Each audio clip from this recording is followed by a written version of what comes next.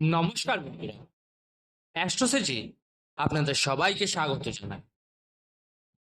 আমি তো এইটুকুই বলবো কর্কট রাশির জাতক জাতিকাদের জন্য যে দুনিয়ার সবচেয়ে বড় দুঃখ এই নয় যে আপনার কাছে সম্পদ আছে কি নেই।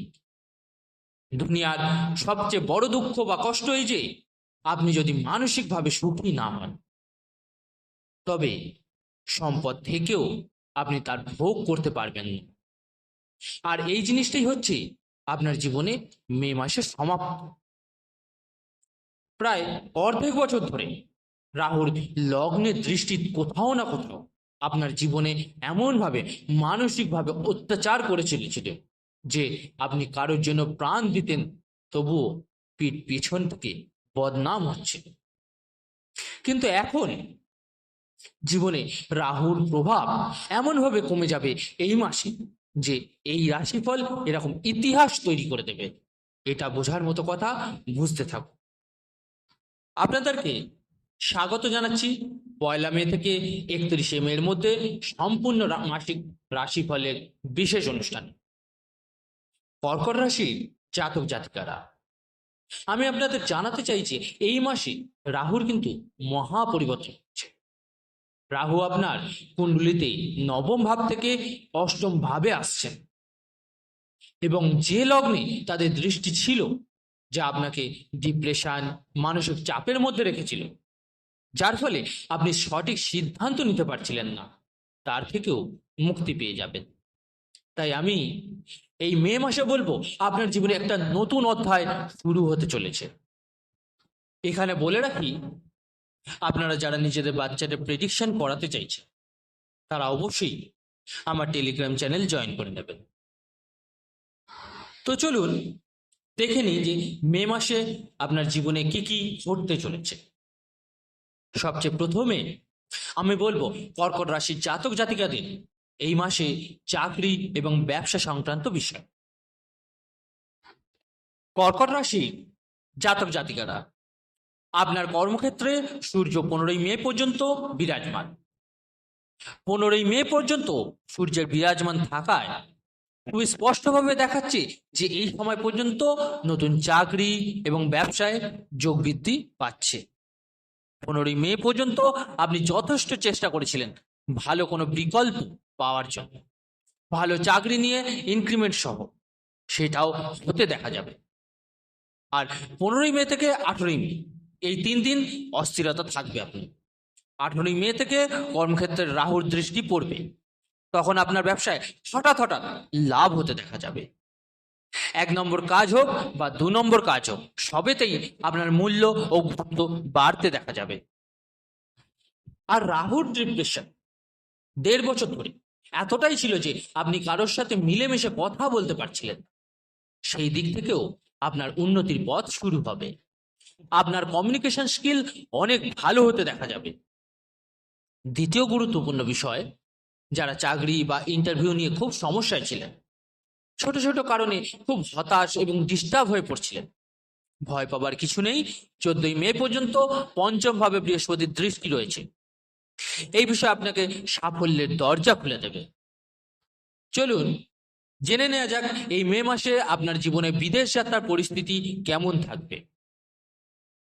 প্রিয় কর্কট রাশি জাতক জাতিকারা, এই মাসে বিদেশ যাত্রার কারক আপনার কুণ্ডলিতে বৃহস্পতি, এবং খুব বড় পরিবর্তন হচ্ছে কি যে 14 মে পর্যন্ত আয় ভাবের মধ্যে বৃহস্পতি কিন্তু বিরাজমান থাকা খুব স্পষ্টভাবে দেখাচ্ছে যে 14 মে পর্যন্ত বিদেশ যাত্রার সম্ভাবনা খুব প্রবল আছে।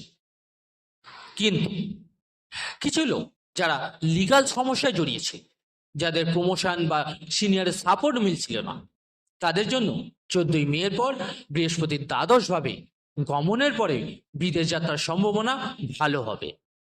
যারা visa, passport, green card, PR ইত্যাদি নিয়ে বহুদিন ধরে সংগ্রাম করছিলেন, তাদের সমস্যা 14 মের পর 100% সমাধান হতে কিন্তু দেখা যাবে। আর কিছু লোক যারা চাইছিলেন যে কোনো প্রপার্টি বা সম্পত্তি বিক্রি করে আমি বেরিয়ে যাই, সেই দিক থেকেও সাফল্যের পথ অনেকটাই ভালোভাবে তৈরি হতে দেখা যাচ্ছে। তো যারা বিদেশে যেতে চান একেবারেই চিন্তা করবেন না। 14ই মের পর আপনার জীবনে বিদেশ যাত্রার সংযোগ ঈশ্বরের কৃপায় ভালোই দেখাচ্ছে। যারা চাইছিলেন যে বিদেশে চাকরি করব, অর্থাৎ অর্থাৎ আপনার পরিবর্তন করবেন, একেবারেই চিন্তা করবেন না। সেই বিষয়েও লাভের সম্ভাবনা ঈশ্বরের কৃপায় অনেকটাই ভালো দেখা যাচ্ছে। এবার বলি, কেমন থাকবে এই মাসে আপনার জীবনের আয় সংক্রান্ত পরিস্থিতি। এমনিতেই শুরুতে আমি বলেছিলাম যে জীবনের এক নতুন অধ্যায় শুরু হচ্ছে। এটা কোথাও না কোথাও সত্যিও বটে। আমি এটা এই কারণেই বলছি যে আপনার জীবনের আয় ভাবে 14ই মে পর্যন্ত বৃহস্পতির অবস্থান করছে। তাই 14ই মে পর্যন্ত আপনি কোথাও যদি ফান্ড আটকে থাকে, তা কিন্তু মুক্ত হয়ে যাবে। আপনাকে যদি লোন প্রয়োজন হয়, সেক্ষেত্রেও সফলতা মিলবে। সিনিয়র যদি আপনার প্রমোশন বা বিল পাস করছিল না, সেক্ষেত্রেও কিন্তু সফলতা মিলবে। এবং 18ই মে থেকে যখন ধনভাবে শনি ও বৃহস্পতির দৃষ্টি বিরাজ করবে, তখন 18ই মের পর আপনি 1 নম্বর বা 2 নম্বর সব দিক থেকেই মোটা টাকার প্রাপ্তির যোগ পেতে শুরু করবেন।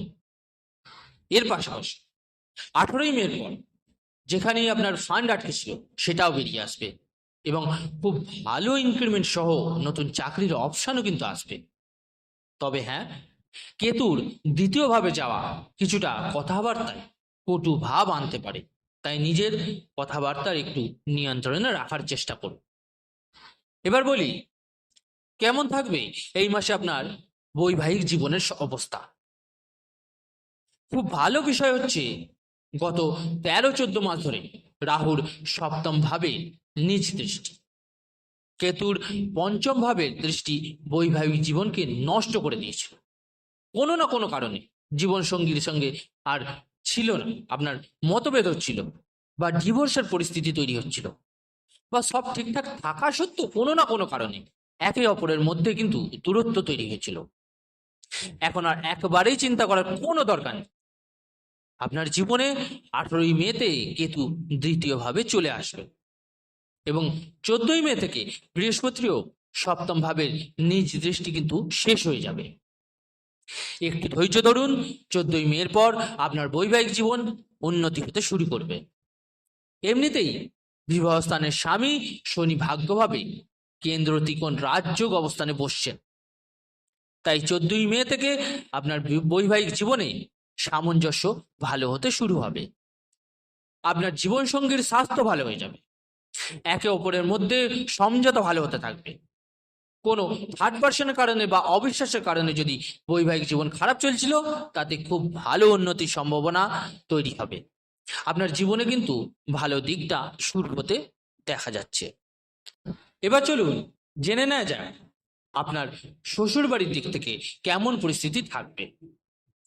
খুব স্পষ্টভাবে বলে দিচ্ছি যে শ্বশুর বাড়ির দিক থেকে আপনি খুব টর্চার্ড হচ্ছেন বা বিরক্ত হচ্ছেন বা আলাদা থাকতে চাইছেন, 18ই মের পর সেই দিকেও উন্নতির যোগ তৈরি হচ্ছে।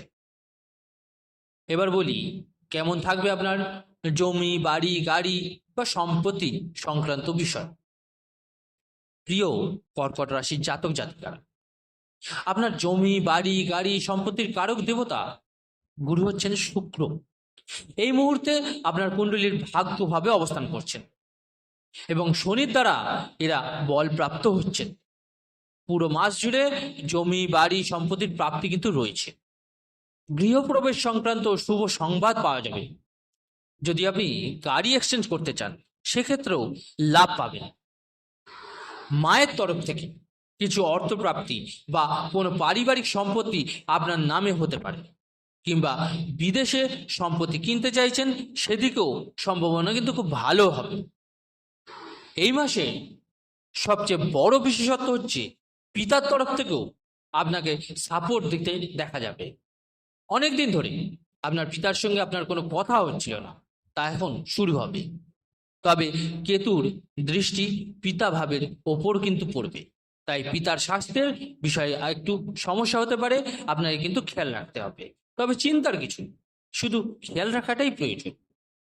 দেখুন, আমি স্পষ্টভাবে বলে দিচ্ছি, কর্কট রাশির জাতক জাতিকেরা পঞ্চম ভাবে 14ই মে পর্যন্ত বৃহস্পতির দৃষ্টি রয়েছে। এখানে একটা বিষয় স্পষ্ট যে 14ই মে পর্যন্ত আপনি যদি কোনো চাকরি, ইন্টারভিউ বা উন্নতি চান বা সন্তান গর্ভধারণের যোগ চান, তাহলে সেটা আপনার জীবনে শুভ সংবাদ হিসেবে আসবে। 14ই মে পর্যন্ত শিক্ষায় লাভের সম্ভাবনা খুব ভালো, এতে কোনো সন্দেহ নেই। তবে সবচেয়ে বড় দুঃখ যা আপনার জীবনে তাণ্ডব চালাচ্ছিল, সেটা রাহু চালাচ্ছিল। ভাগ্যভাবে বসে রাহু নবম দৃষ্টিতে পঞ্চম ভাবের দিকে তাকাচ্ছে। 1.5 বছর ধরে আপনি পরিশ্রম করেছেন কিন্তু কাঙ্ক্ষিত ফল পাননি। 1.5 বছর ধরে প্রেমের জীবন, ভুল সম্পর্কের কারণে আপনি পড়াশোনায় মনোযোগ দিতে পারেননি। এই সমস্যা 18ই মে থেকে শেষ হয়ে যাবে। শিক্ষার স্থানের মালিক মঙ্গল এই মাসের নিচে থাকবেন এবং নিচের মঙ্গল কিছুটা আপনাকে অস্থিরতা, ডিস্টারবেন্স, ডিপ্রেশন বা নেগেটিভিটির দিকে নিয়ে যেতে পারে, যার কারণে শিক্ষায় কিছু সমস্যা হতে পারে। তাই এই দিকটা আপনাকে নিজের মধ্যে একটু ঠিক করে রাখতে হবে, মানে মানসিক শক্তি এনে ব্যাপারটাকে সামলে নিতে হবে। যারা বিদেশে অ্যাডমিশন নিতে চাইছেন বা পছন্দের কলেজে অ্যাডমিশনের জন্য ইচ্ছা রাখছেন, তাদের জন্য 18ই মে পর এই বিষয়ে উন্নতি হবে। তবে ডিপ্রেশন ও মানসিক চাপ থেকে কিন্তু বাঁচতে হবে আপনি। আর ঠিক এই একই বিষয় দ্বিতীয় সন্তান ও প্রথম সন্তানের ক্ষেত্রেও প্রযোজ্য। তাই যারা সন্তান গর্ভধারণ করতে চাইছেন তাদের জন্য 14ই মে পর্যন্ত শুভ সংবাদ জীবনে আসবে। তবে 14ই মের পর নিজের স্বাস্থ্যে খেয়াল রাখতে হবে আপনাকে। 14ই মের পর সন্তানের সঙ্গে মতবিরোধ করবেন না। যদি কোনো ভুল করে তাহলে খেয়াল রাখুন। বড় ধরনের বিনিয়োগের ক্ষেত্রেও একটু সতর্ক থাকুন। এবার বলি আপনার স্বাস্থ্যের অবস্থা কেমন। সোজা কথা বলছি, দেখুন মঙ্গল নিচের থাকায় পেটের সমস্যা থাকবে, হালকা বুকে ব্যথাও হতে পারে, কিছুটা ডিপ্রেশন থাকবে। তবে 14ই মের পর যাদের পা সংক্রান্ত প্রচুর কষ্ট ছিল, লিভার, সুগার ইত্যাদি সমস্যা ছিল, তার সমাধান হতে দেখা যাবে। তবে হালকা চোখে ব্যথা বা সমস্যা আসতে পারে। এবার বলি কেমন থাকবে মামলা মোকদ্দমা অর্থাৎ আইনি জটিলতা কেমন থাকবে। প্রিয় কর্কট রাশির জাতক জাতিকারা, এখানে একটা বিষয় হলো যে 14ই মে পর্যন্ত আপনার কোনো সমস্যাই হবে না। 14ই মে পর্যন্ত যদি কোনো মামলা বা আইনি জটিলতা থাকে, আপনি তাতে জয়লাভ করবেন। 14ই মের পর শ্বশুরবাড়ির দিক থেকে কোনো মতবিরোধ বা বিরক্তি থাকলেও সেটাও কিন্তু ঠিক হয়ে যাবে। আর 18ই মের পর শ্বশুরবাড়ির তরফ থেকে কোনো সম্পত্তি বা প্রপার্টি বিক্রি করে আপনি আলাদা হয়ে নিজের জীবনযাপন করতে চাইলে তাও কিন্তু সম্ভব।